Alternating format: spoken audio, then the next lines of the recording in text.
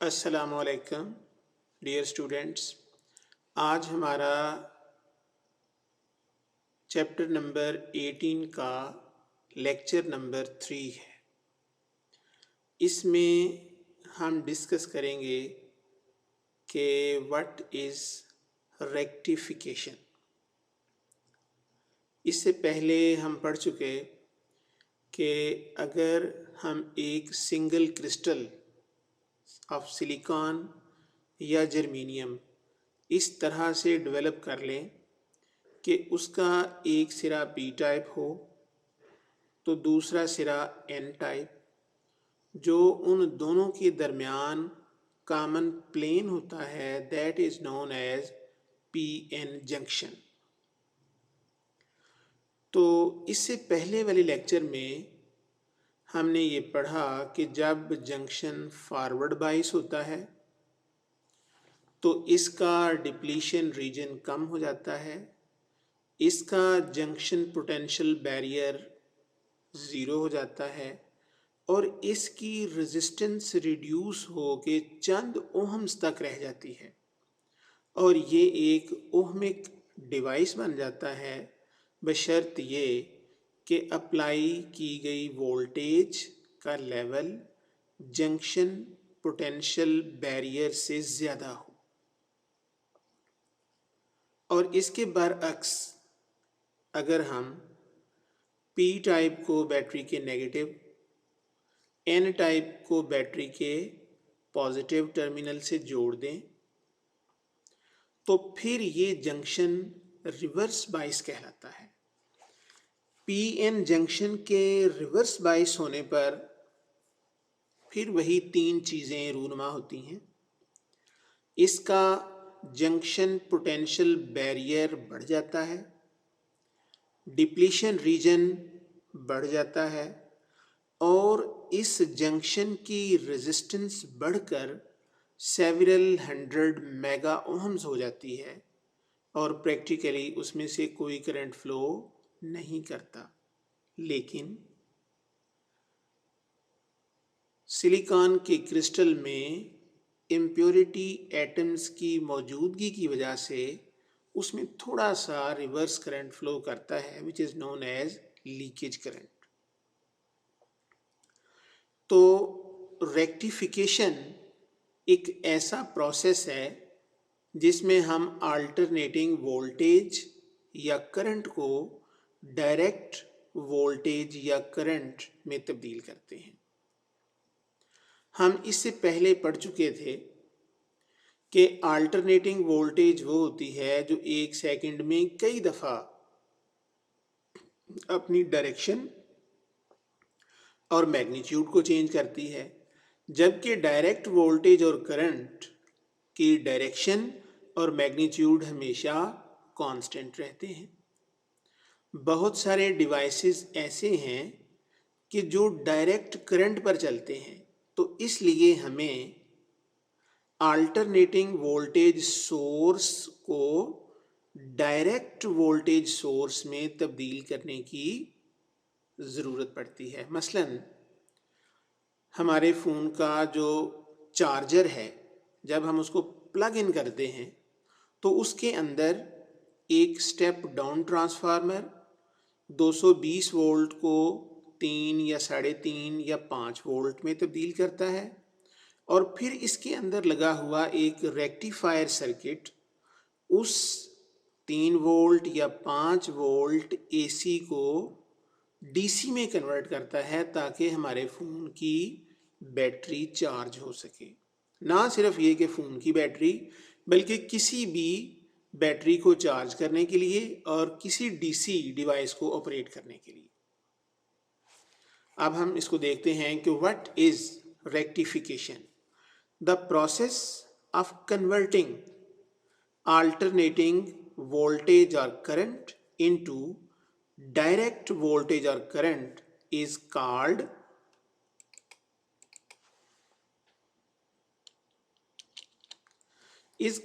rectification, and the device which perform this function is known as rectifier।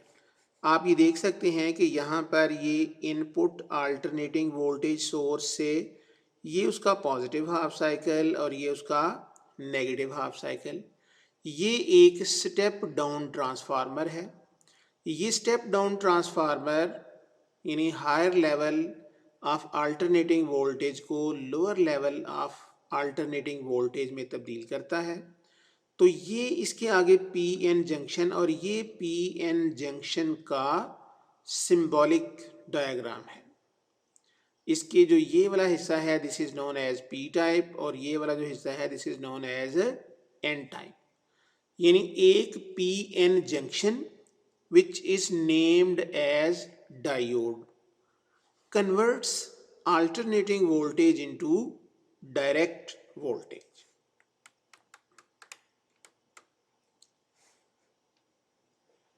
Rectifiers circuits are of two kinds. जो rectifiers circuit हैं इनकी दो किस्में हैं। इनमें से एक का नाम है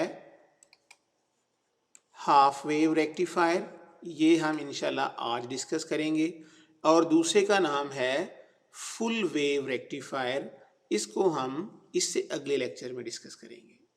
now we explain the half wave rectifier. Half wave rectifier, the circuit which convert only one half of the alternating current cycle into direct current, is called half wave rectifier. The circuit diagram of half wave rectifier is shown in figure. It consists of a single diode.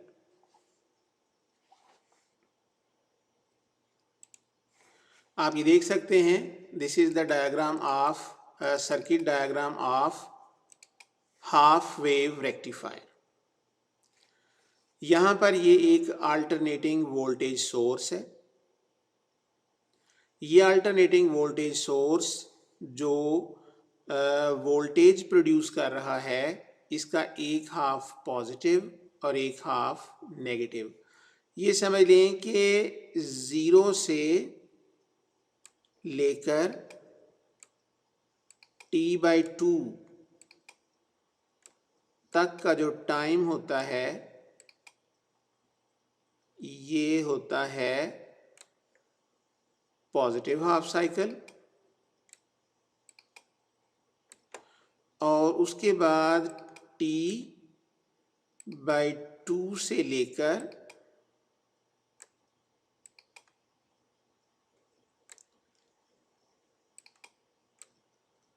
जो T तक का time होता है that is negative half cycle.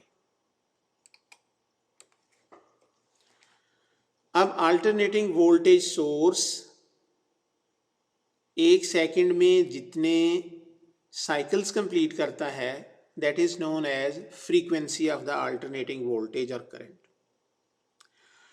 और एक cycle पूरा करने के लिए जो टाइम चाहिए that is known as time period. तो 0 से लेके T/2 तक पॉजिटिव हाफ साइकिल और T/2 से T तक नेगेटिव हाफ साइकिल। अब आप ये देखें for the first half cycle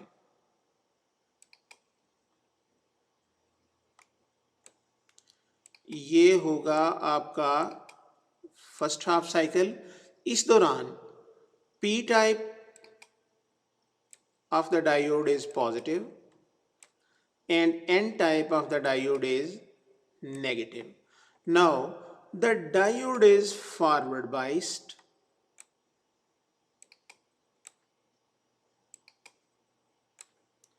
जब डायोड फॉरवर्ड बाइस होगा तो electric current can easily pass through it. It will act like an ohmic conductor and current flows through this resistance.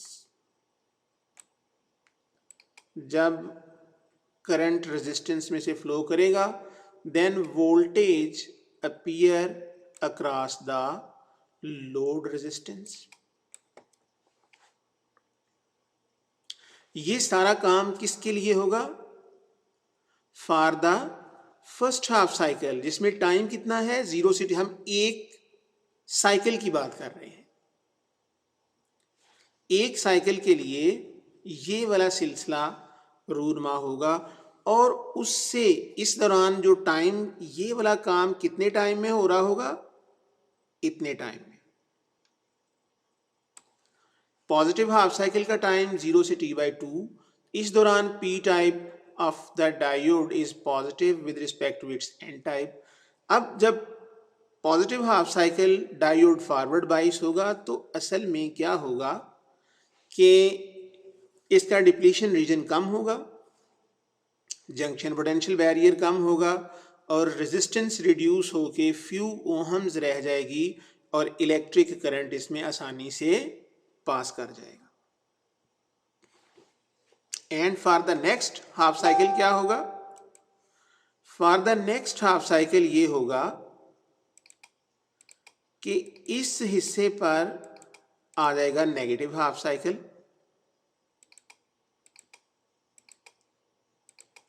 Negative half cycle के आने पर क्या होगा,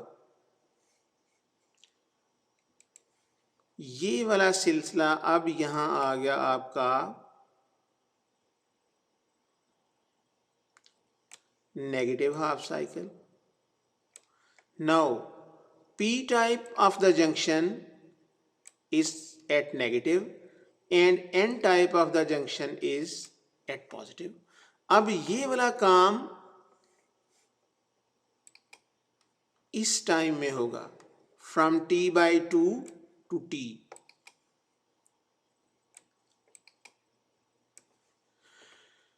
अब p type of the diode is at negative potential and n type is at positive potential and diode is now reverse biased। जब ये reverse bias होगा तो उस वक्त दरअसल ऐसे होगा कि it will not conduct electric current, electric current is not allowed to flow. Now इसकी रेजिस्टेंस जो है वो सेवरल 100 मेगा ओहम्स हो जाएगी और इसके अक्रॉस कोई रेजिस्टेंस कोई जो है वो वोल्टेज डेवलप नहीं होगी, रेजिस्टेंस में से कोई करंट फ्लो नहीं करेगा और ये वाला जो डायोड है now it will act like an open circuit, it will not allow the electric current to pass through. इसमें से करंट का बहाव 0 और ये काम इस पीरियड ऑफ टाइम में होगा। पॉजिटिव हाफ साइकिल में यहां से करंट फ्लो करेगा, नेगेटिव हाफ साइकिल में यहां से करंट फ्लो नहीं करेगा। इसलिए यहां पे जो वोल्टेज अपीयर होगी that will be only positive half cycle. जब नेगेटिव हाफ साइकिल की बारी आएगी तो ये रास्ता ब्लॉक है and for the again next positive half cycle. इसका मतलब है कि इस अल्टरनेटिंग वोल्टेज के जितने भी पॉजिटिव हाफ साइकिल होंगे दे विल पास थ्रू, लेकिन only positive half cycle, not negative half cycle. तो इसका मतलब है कि यहां फिर अल्टरनेटिंग वेव का सिर्फ एक ही हिस्सा इस्तेमाल होगा जिसकी वजह से हम इसको क्या कहते हैं, हाफ वेव रेक्टिफायर। यानी ये फुल वेव है और ये रेक्टिफायर सिर्फ और सिर्फ इसका कितना हिस्सा इस्तेमाल करेगा, only 1/2। That is why this rectifier is known as half wave rectifier। It allow the current to pass through it only for the positive half cycle। Negative half cycle के लिए ये डायोड जो है वो रिवर्स बाइस होगा। उम्मीद है कि आपको इस डायग्राम से काफ़ी हद तक समझ आ गई होगी। अब हम इसको ज़रा थोड़ा सा पढ़ के देखते हैं।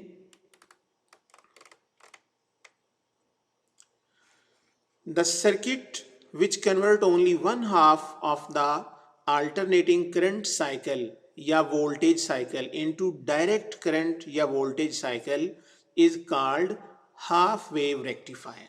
The circuit diagram of half wave rectifier is shown in the figure.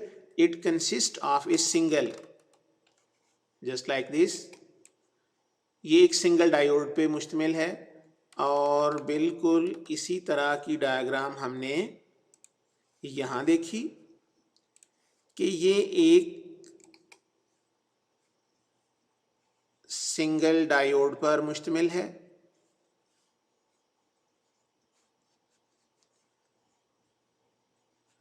और ये डायोड सिर्फ और सिर्फ उस वक्त कंडक्ट करते हैं when its p type is at positive with respect to its n type. Positive half cycle के लिए तो ये फॉरवर्ड बाइस होगा, लेकिन नेगेटिव हाफ साइकिल के लिए ये रिवर्स बाइस होगा, इसलिए हम इसको हाफ वेव रेक्टिफायर कहते हैं।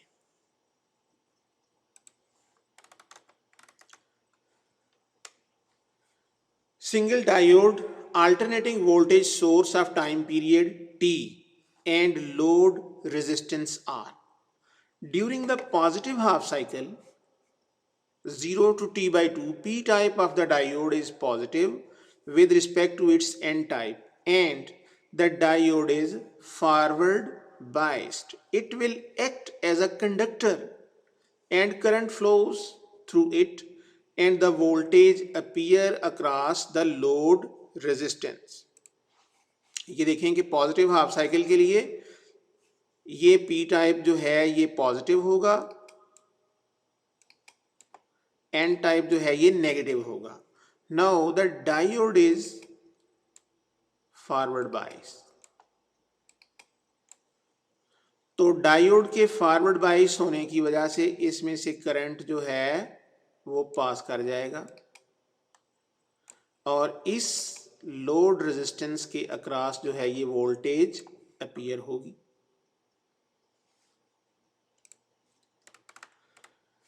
During the negative half cycle from t by 2 to t, p type of the diode is negative and n type is positive, so the diode will be reverse biased.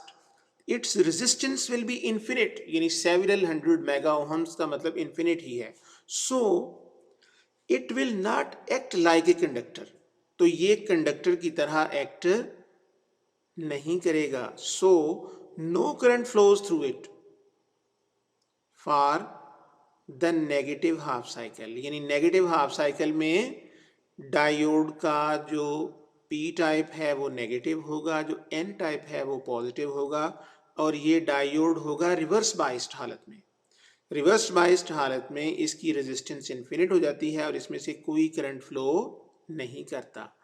In this way we can obtain uni directional but changing voltage. We can further make it smooth using capacitor as a filter. यानी होता ये है कि for the negative half cycle क्या होगा, जब ये वाला हाफ साइकिल होगा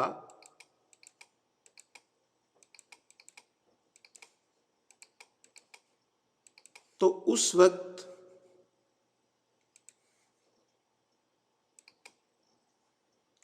time 0 to t by 2, n type p type is negative and n type is positive.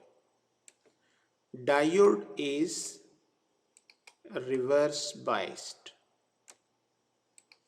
Its resistance become infinite, so it will not conduct electric current. ये electric current को conduct नहीं करेगा.